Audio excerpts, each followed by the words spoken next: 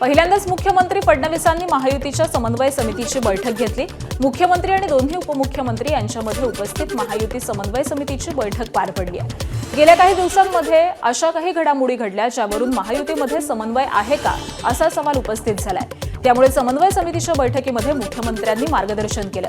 या बैठकीमध्ये उपमुख्यमंत्री एकनाथ शिंदे, उपमुख्यमंत्री सुनेत्रा पवार, त्याचबरोबर हसन मुश्रीफ, गिरीश महाजन, संजय खोडके, चंद्रशेखर बावनकुळे, शंभूराज देसाई, छगन भुजबळ हे देखील बैठकीला उपस्थित होते। अभिजित दीपकेंच्या स्कूल ठीक करो या मोहिमेनंतर राज्य सरकार ॲक्शन मोडवरती आलंय। जिल्हा परिषदेच्या शाळा महिन्याभरामध्ये सुविधांयुक्त कराव्यात अशा सूचना ग्रामविकास मंत्री जयकुमार गोरेंनी दिल्या। ग्रामविकास मंत्री आणि शालेय शिक्षण मंत्र्यांची संयुक्त बैठक पार पडली।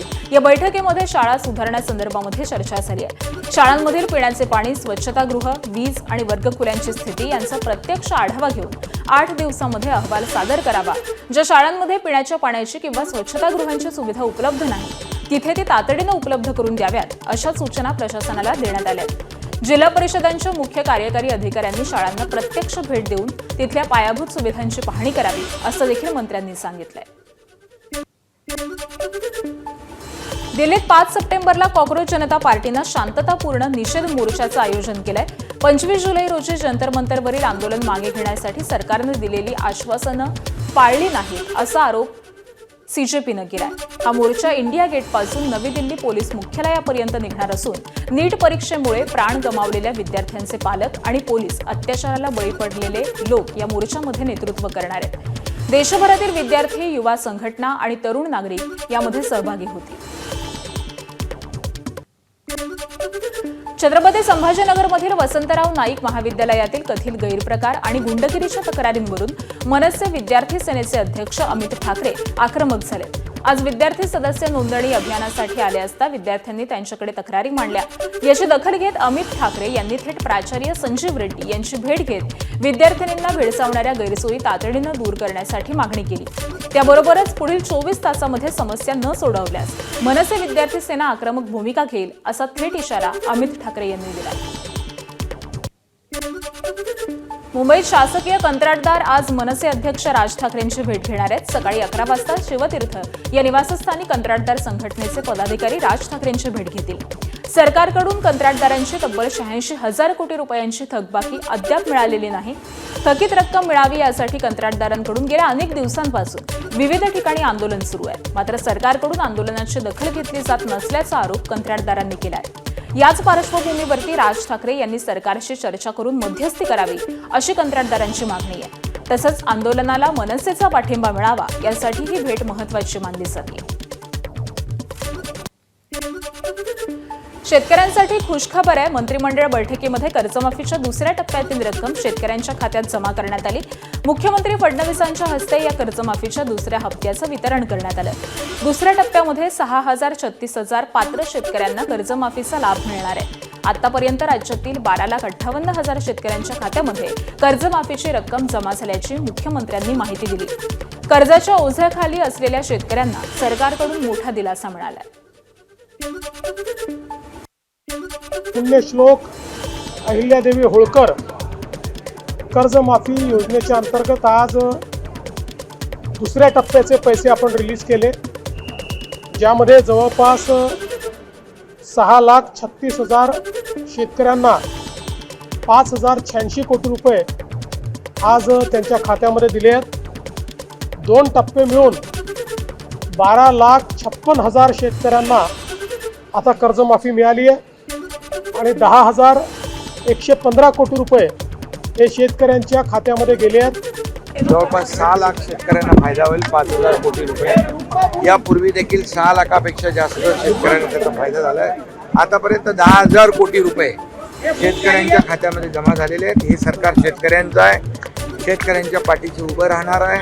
त्यामुळे आम्ही जी कर्ज माफीची घोषणा जी केली ती आम्ही टप्प्याटप्प्याने पूर्ण करतोय। आम्ही दिलेला शब्द पाळणारं महायुती सरकार आहे आणि म्हणून आम्ही नेहमीच सांगतो की महाराष्ट्राच्या तिजोरीवर पहिला अधिकार बळीराजाचा आहे आणि म्हणून बळीराजाच्या मागं उभं राहण्याचं काम आमचं सरकार करतं। कर्जमाफीची तिसरी यादी आज किंवा उद्या जाहीर होण्याची शक्यता आहे. तिसऱ्या यादीमध्ये तब्बल 6,30,000च्या आसपास लाभार्थी आहेत. शेतकऱ्यांसाठी एकूण 5,080 कोटी रुपये वितरित होणार असल्याची माहिती विश्वसनीय सूत्रांनी दिली आहे. तर मागील 2 याद्यांमध्ये तांत्रिक अडचणींमुळे लाभ न मिळालेल्या शेतकऱ्यांच्या खात्यावरती देखील पैसे वितरणास सुरुवात होणार असल्याचीही माहिती आहे. केवायसीमुळे कर्जमाफीचा लाभ न मिळू शकलेल्या जवळपास 1 लाख शेतकऱ्यांना देखील कर्जमाफीचा लाभ देण्यात येईल. बुलढाण्यात साखरेच्या वाढत्या किमती आणि संभाव्य टंचाईच्या पार्श्वभूमीवरती स्मार्ट बाजारात साखर खरेदीवरती निर्बंध लावण्यात आले. बुलढाणा आणि खामगाव इथल्या स्मार्ट बाजारामध्ये मॉलमध्ये साखर 66 रुपये किलोनं मिळत असली तरी प्रति व्यक्ती 1 किलो साखर दिली जाते. खुल्या बाजारामध्ये साखरेचा दर 78 ते 80 रुपये आहे. प्रति व्यक्ती 1 किलोचा बोर्ड लागल्यामुळे ग्राहकांमध्ये टंचाईची भीती निर्माण झालेली असून खरेदीसाठीही गर्दी होती. साखरेच्या दरवाढीमुळे जळगावमध्ये ठाकरेंची शिवसेना आक्रमक झाली आहे. कार्यकर्त्यांनी महापालिकेसमोर चूल मांडून बिनसाखरेचा चहा तयार करत सरकारच्या धोरणांचा जाहीर निषेध केला. यावेळी वाढत्या महागाईच्या काळामध्ये साखरेचे दर कमी करावेत आणि केंद्र सरकारनं गरिबांना रेशन दुकानातून 10 किलो साखर मोफत द्यावी अशी मागणी आंदोलकांनी केली आहे. दरम्यान महागाईत वाढत असताना रोजगाराच्या संधी देखील कमी होत असल्यानं सर्वसामान्य नागरिकांनी करायचं काय असा सवाल ठाकरेंच्या शिवसेनेकडून उपस्थित करण्यात आलाय. आज साखर 85 ते 90 रुपये किलो साखर झालेली आहे. गोरगरीब जनता काय करणार? आम्ही गृहिणी आहोत. रोज सकाळी उठल्यानंतर आमचे माणसं कामाला जातात, मुलं शाळेत जातात, चहा नाश्ता सगळं लागतं. तर सकाळी चहाची सुरुवात होते. तर एवढी महागाई दाटलेली आहे या सरकारची, तर आम्ही साखर कुठून आणायची? एवढी स्वस्त साखर होती, आता एवढी महाग झालेली आहे. तर गृहिणी काय करणार आहेत? साखरेच्या साठेबाजीवर आणि साखर कारखानदारांवरती पंढरपुरातील ऊस उत्पादक शेतकरी आणि संघटनांनी संताप व्यक्त केला आहे. तुकाराम मुंडेंच्या नेतृत्वाखाली सर्व कारखानदारांच्या गोदामांवरती छापेमारी करावी अशी मागणी आता शेतकऱ्यांनी केली आहे. एका बाजूला साखरेचा दर 75 रुपये किलो झाल्यामुळे नागरिक त्रस्त झालेले असून याचा कोणताही फायदा शेतकऱ्याला होत नाहीये. हे सर्व कारखानदार आणि व्यापाऱ्यांनी मिळून मोठ्या प्रमाणावरती साखरेची साठेबाजी केली आहे आणि त्यामुळेच साखरेचे दर वाढल्याचं शेतकऱ्यांनी आरोप केले. सरकारला विनंती आहे की तुम्ही ह्या राज्यातील ह्या देशातील सगळे व्यापाऱ्यांनी साखर खरेदी केलेली आहे, त्याच्या गोडाऊनला तुम्ही चेक करा. अहो मोठं आज ह्या राज्याला देशाला पूर्ण एवढा साठा 5 वर्ष पूर्ण एवढा साठा आज ह्या देशामध्ये, परंतु सगळे साखर एक व्यापाऱ्याने घेतलेला आहे आणि सगळा फायदा ऊस उत्पादक शेतकऱ्यांना कारखानदार होणार नाही तर सगळ्या व्यापाऱ्याला होणार आहे. साखर कारखान्यामध्ये जी गोडवान आहे त्या गोडवानामध्ये साठेबाजी झालेली आहे. साखर कारखान्याचा चेअरमन आणि व्यापारी ह्या दोघांनी संगनमतानं ऍक्च्युली कागदावर साखर विकलेली आहे, पण साखर गोडवाना बाहेर गेलेली नाही. साखर ही गोडवानातच आहे. तर ह्याची तपासणी झाली पाहिजे वरची पातळीवर. साखर आयुक्तासारख्या ठिकाणी तुकाराम मुंडे साहेबांसारख्या माणसाची तिथं नियुक्ती झाली पाहिजे. साखरेला जर 75 रुपये 75 ते 80 रुपये आणि ऊसाला जर 3 रुपये किलो असं जर असलं तर परिस्थिती भयानक आहे. नाही मुंबई उच्च न्यायालयाच्या आदेशानंतर महानगरपालिकेनं दादरसह मुंबईतील सर्व कबूतरखाने बंद केलेले असून दाणे टाकण्यास सक्त मनाई केली आहे. ठिकठिकाणी कारवाई आणि दंडाचे फलक देखील लावण्यात आले. मात्र तरी देखील नियम धाब्यावर बसवत कबुतरांना खाद्य टाकणं सुरूच असल्याचं समोर येत आहे. ताडदेव इथल्या कंबाला हिल पार्श्वनाथ चौकामध्ये कबुतरांना धान्य टाकल्याचा व्हिडिओ समोर आलेला असून मोठ्या प्रमाणावरती खाद्याचा साठा आणि कबुतरांची गर्दी दिसते. न्यायालय आणि महापालिकेच्या आदेशानंतर देखील नियमांचं उल्लंघन होत असल्यामुळे प्रश्नचिन्ह उपस्थित झालंय. मुंबईच्या कार्गो विभागामध्ये भाजप प्रणित अखिल भारतीय कामगार कर्मचारी संघाची ताकद वाढली आहे. भाजप प्रदेशाध्यक्ष रवींद्र चव्हाण यांच्या उपस्थितीमध्ये AIASL मधील भारतीय कामगार सेनेच्या 450 सदस्यांनी अखिल भारतीय कामगार कर्मचारी संघामध्ये प्रवेश केलाय. यावेळी 6 रोड इथल्या कार्गो परिसरामध्ये संघटनेच्या नवीन कार्यालयाचं उद्घाटन देखील रवींद्र चव्हाणांच्याच हस्ते करण्यात आलं. या कार्यालयाच्या माध्यमातून कार्गो कामगारांच्या वेतन, सेवा, रोजगार सुरक्षा आणि कायदेशीर हक्कांसह विविध प्रश्नांसाठी कायमस्वरूपी व्यासपीठ उपलब्ध होणार आहे. राष्ट्रीय कर्मचारी सेनेतील वाहतूकदार आणि कर्मचाऱ्यांनी देखील संघटनेमध्ये प्रवेश केला. त्याचबरोबर all in one owners and drivers association संघटनेनं अखिल भारतीय कामगार कर्मचारी संघाशी संलग्नता स्वीकारली आहे. मोठ्या संख्येनं झालेल्या प्रवेशामुळे कार्गो विभागामध्ये संघटनेची ताकद वाढली आहे. मुंबईत मुख्यमंत्री यांच्या वर्षा निवासस्थानी जाणाऱ्या मुख्य रस्त्यावरती मॅनहोलचं झाकण तुटल्याची घटना समोर आली आहे. तब्बल 15 दिवसापासून मॅनहोलचं झाकण तुटलेल्या अवस्थेमध्ये असून देखील महापालिकेचं याकडे दुर्लक्ष असल्याचं पाहायला मिळत आहे. सध्या या ठिकाणी पालिकेचे एक कर्मचारी तैनात करण्यात आले. विशेष म्हणजे मुख्यमंत्री, मंत्री आणि अनेक व्हीआयपींचे ताफे याच रस्त्यावरून ये-जा करतात आणि त्यामुळे या धोकादायक मॅनहोलमुळे मोठा अपघात होण्याची शक्यता आहे. महापालिका प्रशासनाकडून तातडीनं दुरुस्ती करण्याची गरज आहे.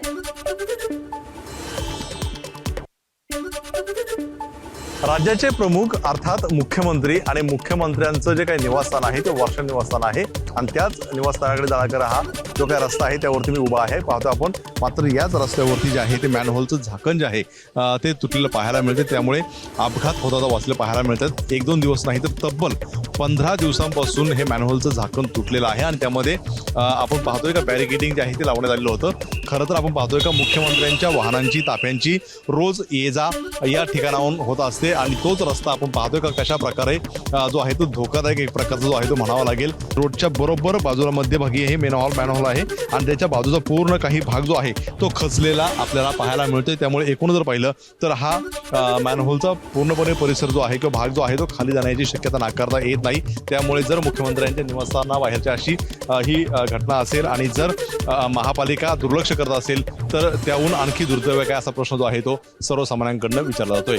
कॅमेरामॅन कृष्णा कापडे, एबीपी माझा, मुंबई. मुंबईतील क्राऊन मिलच्या जागेवरती उभ्या असलेल्या रस्तुंजी क्राऊन या टोलेजंग टॉवरमधील 128 फ्लॅटवरती महानगरपालिकेकडून तोडक कारवाई करण्यात येणार असल्याची माहिती आरटीआय कार्यकर्ते संतोष दौंडकर यांनी दिली आहे. या फ्लॅटमध्ये मंत्री संजय राठोड, त्यांच्या पत्नी शीतल राठोड आणि आमदार सदा सरवणकर यांचे पुत्र समाधान सरवणकर यांच्या फ्लॅटचा समावेश असल्याचा दावा करण्यात आला आहे. माजी मंत्री दीपक केसरकर यांचं देखील याच टॉवरमध्ये भाड्याचं घर असल्याची माहिती आहे. 63 मजल्यांच्या 3 इमारती असलेल्या या प्रकल्पातील 2 इमारतींना ओसी मिळालंय. मात्र 128 फ्लॅटधारकांनी लिफ्टच्या आजूबाजूच्या मोकळ्या जागेवरती अतिक्रमण करून ती जागा फ्लॅटमध्ये समाविष्ट केल्याचा आरोप आहे. या अतिक्रमित जागेची बाजारभावानुसार किंमत 250 कोटी रुपयांपेक्षा अधिक असल्याचाही दावा दौंडकर यांनी केला. अमरावतीच्या रुग्णालयात आरोग्यमंत्री प्रकाश आंबेडकर यांनी पाहणी केली. प्रकरणाच्या चौकशीसाठी आरोग्य सचिवांच्या नेतृत्वाखाली एक चौकशी समिती नेमण्यात आली आहे. या चौकशी समितीत एम्समधील तज्ज्ञ, IMM मधील तज्ज्ञ यांच्यासह काही अग्निसुरक्षा विषयातले तज्ज्ञ देखील आहेत. तर दोषी आढळणाऱ्यांना सोडणार नाही असं त्यांनी म्हटलंय. या आयुक्तांच्या खालच्या अध्यक्षतेखालील कमिटीमध्ये एका बाजूला MSCBचे आपले इलेक्ट्रिकलचे चीफ इंजिनियर असतील, दुसऱ्या बाजूला एम्स सारख्या संस्थेतले सुद्धा नामवंत असतील, DMERचे सुद्धा एक्सपर्ट असतील की ज्या कमिटीनं पुढच्या 8 दिवसांमध्ये या सगळ्या वस्तुस्थितीचा अहवाल आणि त्याच्याबद्दल प्रत्यक्षात कोण दोषी आहे याच्याबद्दलची स्पष्टता त्या अहवालामध्ये येईल. त्या अहवालानंतर जे याच्यामध्ये ज्यांनी याच्यामध्ये दुर्लक्ष केलं असेल, ज्यांच्यामुळे या घटनाक्रमाला जे जबाबदार असतील त्या सगळ्यांच्यावरती अतिशय कडक कारवाई करण्याबद्दल त्या अहवालाप्रमाणे आम्ही पुढे जाणार. अमरावतीत आरोग्यमंत्री प्रकाश आंबेडकर यांच्या पाहणी दौऱ्याआधी आंबेडकरवादी संघटनेनं जिल्हा स्त्री रुग्णालयाच्या प्रवेशद्वारावरती आंदोलन केलं. आगीच्या घटनेला जबाबदार असलेल्या दोषींवरती कारवाई करण्याची मागणी आंदोलकांनी केली. आंदोलनामध्ये प्रहार संघटनेचे कार्यकर्ते देखील सहभागी झाले होते. यानंतर पोलिसांनी आंदोलकांना पांगवत जिल्हा स्त्री रुग्णालयाला कडक बंदोबस्त तैनात करण्यात आलेला आहे. दरम्यान अमरावती दुर्घटनेची उच्चस्तरीय चौकशी करण्याचे आदेश मुख्यमंत्र्यांनी दिले. तसंच मृतांच्या कुटुंबियांना राज्य सरकारकडून 5 लाखांची मदत जाहीर करण्यात आली आहे आणि जखमी बालकांवरील उपचार शासकीय खर्चानं होणार असल्याची माहिती देखील मुख्यमंत्र्यांनी दिली. अमरावतीच्या माजी खासदार नवनीत राणा यांनी जिल्हा स्त्री रुग्णालयामध्ये जाऊन पाहणी केली आहे. या घटनेतील दोषींवरती कडक कारवाई करा अशी मागणी नवनीत राणा यांनी आरोग्यमंत्र्यांकडे केली.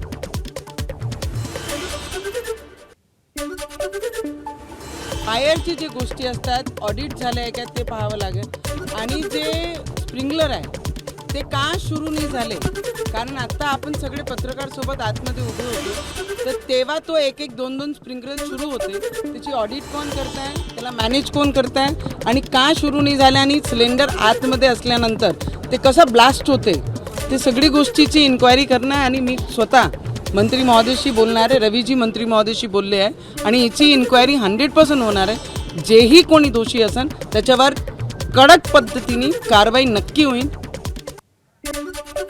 अमरावतीतील अग्नितांडवानंतर काँग्रेस नेत्या यशोमती ठाकूर यांनी जिल्हा स्त्री रुग्णालयाची पाहणी केली.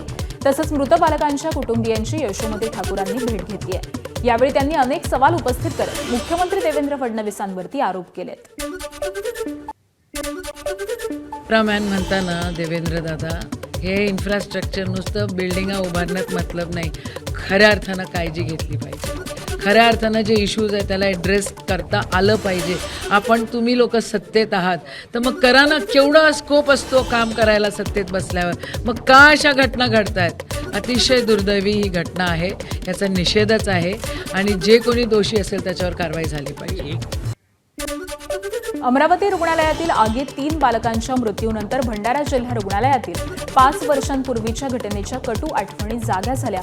9 जानेवारी 2021 रोजी भंडारा जिल्हा रुग्णालयाच्या नवजात शिशु कक्षात लागलेल्या आगीत 10 बालकांचा मृत्यू झाला होता. या पार्श्वभूमीवरती भंडारा शासकीय वैद्यकीय महाविद्यालयानं सुरक्षा यंत्रणेचा आढावा घेतला. नवजात शिशु कक्षामध्ये 36 बालकांची क्षमता असून नियमित फायर ऑडिट, 2 इलेक्ट्रिशियन्स नियुक्ती आणि इमर्जन्सी एक्झिटची सुविधा या करण्यात आल्याचा दावा अधिष्ठाता डॉक्टर सुजात दुधगावकर यांनी केला. घटना झाल्यानंतर पूर्ण तिथले इक्विपमेंट बदलले. आणखी जसे जसे फंड उपलब्ध झाले तसं तेव्हा ते फायर ऑडिट वगैरे झालं. आता आमच्याकडे SNCUची कॅपॅसिटी आहे 36 बेड आणि त्याच्यामध्ये निओनेटल व्हेंटिलेटर आहेत, वॉर्मर आहेत, फोटोथेरपी मशीन आहेत, CPAP मशीन आहेत. असं फुल्ली इक्विप, अगदी अप टू डेट आणि आधुनिक पद्धतीचं आम्ही SNCU बनवलेलं आहे. लातूरात नोंदणी नसलेल्या रुग्णालयात बेकायदेशीर सिझेरियन केल्यानं 30 वर्षीय ज्योती वलसे या महिलेचा मृत्यू झाल्याचा धक्कादायक प्रकार समोर आलाय. 11 ऑगस्ट रोजी रेणापूर नाका परिसरातील रेड्डी हॉस्पिटलमध्ये ही शस्त्रक्रिया झाली होती. शासकीय सेवेमध्ये असलेल्या डॉक्टर अनिता अलगुले यांनी परवानगी नसताना खासगी रुग्णालयामध्ये ही शस्त्रक्रिया केल्याचं तपासात समोर आलंय. जिल्हा शल्यचिकित्सकांच्या फिर्यादीवरून विवेकानंद चौक पोलिसात सदोष मनुष्यवधाचा गुन्हा दाखल झालाय आणि फरार डॉक्टरचा शोध सुरू आहे. रुग्णालयामध्ये माता मृत्यू झालेला आहे. त्या अनुषंगाने आमच्याकडे 2-3 तक्रारी प्राप्त झाल्या होत्या आणि आम्ही मग चौकशी समिती नेमून चौकशी केली आणि त्याचा अहवाल आमच्या वरिष्ठ कार्यालयाला सादर केला. तर त्यांनी ज्या सूचना दिल्या त्याप्रमाणे आम्ही त्यांच्यावर काल गुन्हा नोंद केलेला आहे आणि आता त्या गुन्ह्याच्या नोंद केलेल्या अनुषंगाने शासन स्तरावरून वरिष्ठ स्तरावरून त्यांच्यावर काय कार्यवाही होईल ते दिसूनच येईल. आरोपी महिला डॉक्टर अनिता अलगुले मॅडम यांच्या विरुद्ध पोलीस स्टेशन विवेकानंद चौक 599/2026 कलम 105-125 BNS सहकलम 8 बॉम्बे नर्सिंग होम यानुसार गुन्हा दाखल झाला असून सध्या आरोपी फरार आहेत. त्यांची अटकेची कारवाई करून पुढील तपास करीत आहोत. गडचिरोलीच्या चारमोशी उपजिल्हा रुग्णालयातील आरोग्य व्यवस्थेवरती गंभीर प्रश्नचिन्ह निर्माण करणारी घटना समोर आली आहे. 23 ऑगस्टच्या पहाटे जामगिरी इथल्या जिजा सातर या महिलेला प्रसूतीसाठी दाखल करण्यात आलं. मात्र 11 वाजेपर्यंत 2 पैकी एकही स्त्रीरोग तज्ज्ञ डॉक्टर रुग्णालयामध्ये उपस्थित नव्हते. प्रकृती खालावल्यामुळे तिला गडचिरोलीच्या महिला आणि बाल कल्याण रुग्णालयामध्ये दाखल करण्यात आलं, जिथे प्रसूतीनंतर नवजात बाळाचा मृत्यू झाला आणि काही तासामध्येच अतिरक्तस्रावामुळे मातेचा देखील दुर्दैवी मृत्यू झाला. वेळेवरती उपचार न मिळाल्यामुळे बाळ आणि माता दोघेही दगावल्याचा आरोप नातेवाईकांनी केलेला असून महिलेचे पती आणि माजी पंचायत समिती सदस्य अमिता मडावी यांनी दोषींवरती कारवाईची मागणी केली आहे.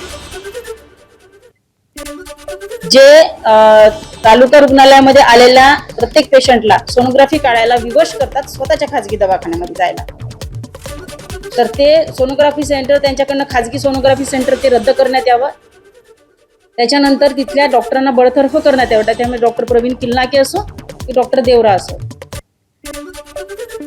बीड जिल्हा रुग्णालयातील डॉक्टरांच्या हलगर्जीपणाचा संतापजनक प्रकार समोर आलाय. सीझर शस्त्रक्रियेनंतर संध्या गायकवाड या महिलेच्या पोटात टिश्यू पेपर आणि हातमोजे राहिल्याचा आरोप करण्यात आला होता. त्यांच्यावरती सध्या पुण्यात उपचार सुरू आहेत. या घटनेच्या निषेधार्थ आज वडवणीतील छत्रपती शिवाजी महाराज चौकामध्ये रास्ता रोको आंदोलन करण्यात आलंय. दोषी डॉक्टर आणि संबंधित कर्मचाऱ्यांवरती तातडीनं फौजदारी गुन्हे दाखल करण्याची मागणी या आंदोलकांनी केली आहे. कारवाई न झाल्यास संपूर्ण जिल्ह्यामध्ये तीव्र आंदोलन छेडण्याचा इशाराही देण्यात आलाय. एबीपी माझा, उघडा डोळे बघा नीट.